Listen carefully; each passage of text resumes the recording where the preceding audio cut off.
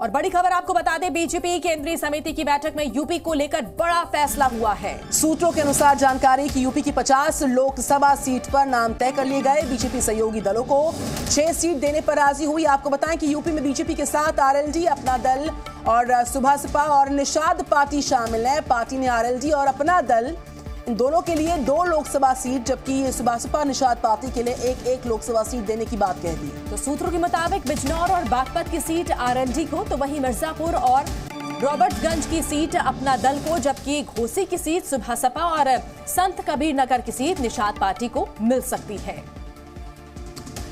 तो ये बड़ी जानकारी सामने आ रही है।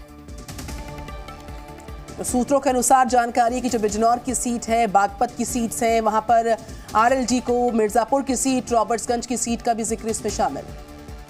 और बड़ी खबर असम से, जहां पर लोकसभा सीट को लेकर फॉर्मूला तय हुआ। ये जानकारी इस वक्त सामने आ रही। तो 14 लोकसभा सीटों में से 11 सीटें बीजेपी इस पे चुनाव लड़ेगी। वहीं असम गण परिषद को और पीपीएल 1 सीट पर चुनाव लड़ेगी। हालांकि किन सीटों पर कौन चुनाव लड़ेगा, ये फैसला होना अभी बाकी है।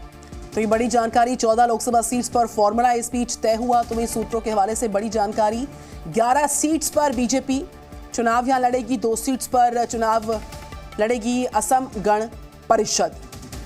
तो कल देखिए अहम बैठक हुई है, काफी देर तक ये मंथन चलता रहा और ऐसे में अलग अलग राज्यों को लेकर जो है बात यहां पर बनती हुई नजर आई। असम को लेकर भी ये फॉर्मूला तय होने की बात कही जा रही है। 14 लोकसभा सीटों पर फॉर्मूला तय हो गया है। ये सूत्रों के हवाले से बड़ी जानकारी निकलकर सामने आ रही है। अब पहली लिस्ट का इंतजार किया जा रहा है कि माना यह जा रहा है कि आज, सूत्रों के हवाले से खबर कि आज पहली लिस्ट बीजेपी जारी कर सकती है।